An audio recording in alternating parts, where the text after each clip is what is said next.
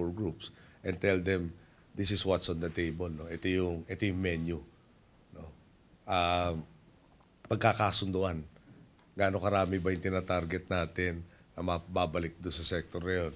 Ilan yung relocation na walang farming na merong factories na naitayo doon? Yung lahat ng detalye will be worked out after the plan has been presented and they have had a chance to talk with their respective constituents. Ako I will disagree that they don't like to farm. Yung in the sense, parang they are not the market or they are not the constituency we're targeting. Yung umalis doon dahil kasaba, na nag-iinip na mas madali ang buhay sa Maynila, dumating sa Maynila, hindi madali ang buhay dito. Baka naman, di ba, doon mo mamimiss yung what you had. So we will give them the opportunity. Pero babalik tayo doon, yung mga pwede mamili kung anong trabaho gagawin ko, perhaps it's not the sector that needs the assistance of government. Then, hahanap tayo ng maraming ang options. Now, ano ba limitation sa gobyerno? Pag pumunta ka ng mga areas like San Jose del Monte, Bulacan, which eventually will be viable dahil magkakaroon ng LRT doon, no? Sa ngayon, parang problema yung trabaho. Iyon mo naman dito, yung cost mo is on a factor of 3 to 4 times what it will cost you to give them decent housing and land. And yung, di ba, yung common areas, yung basics of a community, kaya mong gawin sa San Jose del Monte, Bulacan, ganito. Dali mo sa Metro Manila, times 3, times 4. For instance, one of those medium-rise buildings will only house 60 units. The 60 units, kaya 9,300 ang pinapagawa nun. How can we do that? Assuming that there's even enough, not much land that we can put it on. Sabihin, bakit di high-rise? Ang medium rise times 3, times 4 na yung high-rise, baka times 10. Yung sa rise, ganun parang basically, kailangan ng political will, kailangan ng provision ng credit, kailangan ng system para sigurado na mabalik yung pinahiram mo as credit. Yung, huwag natin kalimutan, no? Panahon na mamin, dami nagtayo ng kooperatiba for the sole purpose of having a capacity to undertake loans with no intention of repaying. So yung paikot ng pera, yung matulungan naman yung next na grupo, hindi nangyari. So you want to safeguard against that. Baka pwede yung mga systems na ginawa ng microfinance. No? Pero ang essence ito, number one, may capacity ng gobyernong mag-provide ito mga inputs ito. Number two, there are people who are more expert than me to determine exactly the details of how to go about it. Dahil ulitin ko lang, ako naniniwala talaga, pag binigay mo, bakit ka naman niya pangangalagaan? Pag pinautang araw ng gobyerno o ng simbahan, ang tingin ng umuutang, may teka, gobyerno yan, hindi ko kailangan bayaran. O simbahan yan, hindi ko kailangan bayaran. Pero ang punto nga nito, yung imbis na makatulong ka minsan sa isang tao, siyempre gusto mo naman bumalik yung kapital, may pahiram mo doon sa susunod na grupong tutulungan. Okay. Just on ulitin ko lang, informal sector in Metro Manila, 560,000 families plus pa yun. Tapos may a total of 1.4 million across the country. Pero hindi ako sure kung valid pa yung 1.4 na yan. Mukhang tumaas. Siguro I think yung sa Thailand at sa Cambodia, may sinasabi Cambodia, may sinasabi Thailand. Tapos meron ano ba importante sa ASEAN? ASEAN, nagpipilit tayo mag-isang buo eh. Yung pag may kausap tayo, di ba merong ASEAN Centrality, pagkaintindi ko doon, may kausap tayo ibang grupo, kausapin nyo kami as one whole unit. Yung, kung pwede tayong, di ba, hindi pansinin, tulak-tulakin dahil pa isa-isa tayo. Pag tayo 10 naman, medyo hindi na ganun kadaling pagtulak-tulakin tayong lahat. Okay. So, nasa interest ng buong ASEAN, ma-resolve yung issue ng Thailand at saka ng Cambodia. So, meron yung nagsalitaan sila, merong ginagawa Indonesia, nakihalo na rin tayo kaibigan natin parehong leaders, nagtatanong, meron ba kami magagawa para paglapiti kayo? Yung methodology kung paano gagawin, kung silang dalawa lang nag-uusap o multilateral, pinagtatalunan pa rin.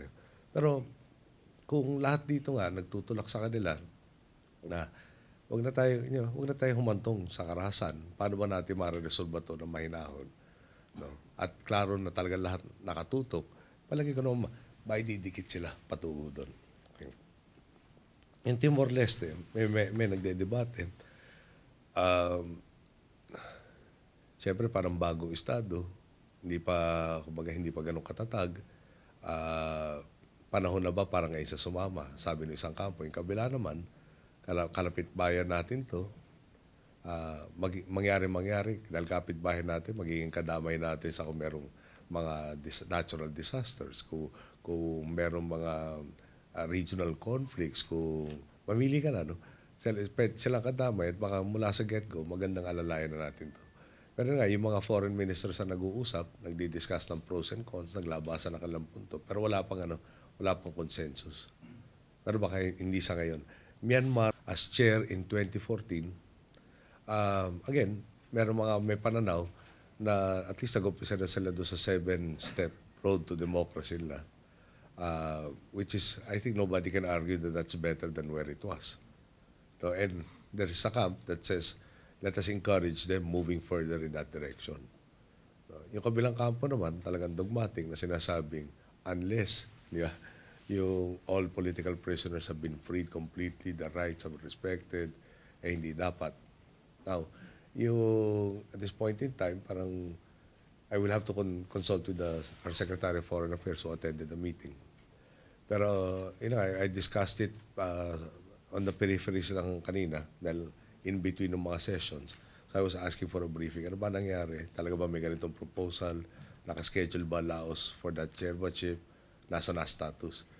We had like 2 or 3 minutes to discuss in between the various activities that we had to go to. So we'll discuss it when we get back home more thoroughly. Tinanong ko sa nakausap ko si Prime Minister Abbasid Wajdajiwa. No? At sabi niya, perhaps you can talk to Prime Minister Hun Sen. So lapitan ko, tapos sabi, medyo ginawa ko medyo kabiruan ko rin naman konti. No? Sabi ko lang sa kanya, Mr. Prime Minister, we're really interested in solving this problem. And all you have to do is tell us how we can help. No? If by not meddling, we are helping, we'll do that. But if you want us to provide you a venue, no? We'll give you the best resort that there is in the Philippines, and I'll go to the extent of baka sabihin nyo masyado ko light ginawa. Pero sabi ko, kailangan pagtimpla kita ng kape dito muna tayo, magkalmahan tayo dito. Kasi there have been, hindi naman kasi one clash eh. There have been several clashes. And you wonder if more clashes will precipitate something worse. And how can we have this, one ASEAN, one family, na meron tayong dalawa na major components na hindi mag-aayusan. So, again, yung sabi ko, and helping Indonesia, helping the two of you, if you want to, we can be a mediator, we can be an observer. Just tell us how we can be of assistance that will bring your comfort levels up, no? So that you can talk. Binigyan ko siyang whole set of everything that could come, I could come up with. No. Before the bilateral pala. Sabi ko, yun ang masakit. Walang response. Ngumiti. Parang thank you. I'll think about it siguro yung sinabi. Kasi that was a few minutes after he was very heated in his narration. Hindi naman exactly literally a few minutes. No? Pero definitely not the whole set of number of hours. Yeah. Yung bilateral naman, yung ating concerns sa kanila. Because I never had a formal bilateral with Cambodia pala. I keep talking to him. Turns out that I was reminded we never really had a formal. Issues pertaining just to Cambodia and the Philippines relationships. No, we didn't discuss that. Kasi marami na tayong problems na nandito na. For instance, yung drugs. Yung drugs, I think I was the one ng Mungkahi. Hindi na natin pwede tratuhin yung drugs na kanya-kanyang problema lang. Yung parang bawat bansa may drug problem ka. Hindi, masyado ng borderless eh. Yung drug syndicates, marami na nationalities na involved, yung mga paggamit ng mules, yung smuggling. Tapos parang meron na mga fixed routes eh, on how it infiltrates the whole ASEAN. So, drugs, terrorism, trafficking, all of these things, kailangan talagang better and better yung coordination. Kung sila nag-ooperate na on a multilateral basis, malabo naman kung tayo lahat ay magiging unilateral na solusyon natin. Parang lahat ng gagawin natin hanggang boundary lang natin. Importante magpalitan tayo ng intelligence. Importante, pag naitulak natin, naghihintay yung aresto doon sa kabilang kaboundary natin. Yung yung talagang kung sila nagtutulungan na inaapi tayo in all of these aspects, tayo mas may kakayahan dapat magtulungan para masugpo sila lahat. But it is in that context na pinag-usapan to. Plus of course, yung others na yung possibility ng ng pandemics para natin hintuin. So again, sharing of best practices, yun ang mga discussions. Tapos paano i-move on na lalo talaga magpatibay ito. All I know is if we are focused to getting into that one community, and even if we don't get there, but we are closer to each other, then we solve all our problems, common problems. We'll get to a state, rather, that is a lot better than where we are now. Yun lang naman ang point. But if we don't even have that ambition to go that route, then we will still try and address all of these issues on a unilateral basis, which doesn't help. For instance,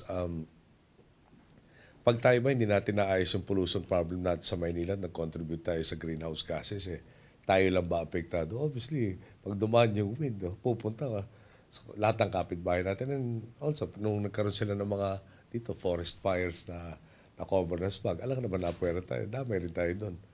But yun na nga, yung mapapansin naman natin, wala namang masasabing solong problema. For instance, nagkaroon tayo ng earthquake off Surigao raw kanina, 3.2 sa scale, sa Richter scale. Ang masakit, dito sa Indonesia, para every week meron raw silang earthquake from 4 to 6. Ano ba issues doon pag nagka-earthquake sila? Anong issues pag nagka-earthquake tayo? Paano ba yung Office of Civil Defense natin? Paano ba yung sa kanila? So, during the state visit, just to give you an idea of what is possible, no? Normally, pag may state visit, nag-uusap muna yung mga ministro. May pinagkakasunduan, guidance sa kanilang head of state or head of government. Pagdating na nakita na yung head of state o head of government, yung pirmahan, to a large degree, formality na yan. Yeah. But, it's a yan. Sinundo ko ng minister in attendance sa airport. Eventually, sa kwentuhan namin, napunta kami sa Middle East. Nabanggit kong 10 million more or less ang ating OFW. Nabanggit niya 6 million yun sa kanila. By the time nakita ko si President Yudhoyono, nabanggit kong, at last tinanong ko rin pala sa car trip, sabi ko, gano'ng kalaki ba yung mga embassy personnel nyo? Sagot niya, mga 20 to 25. Sabi ko, pareho-pareho tayo. Mga ganun rin kami.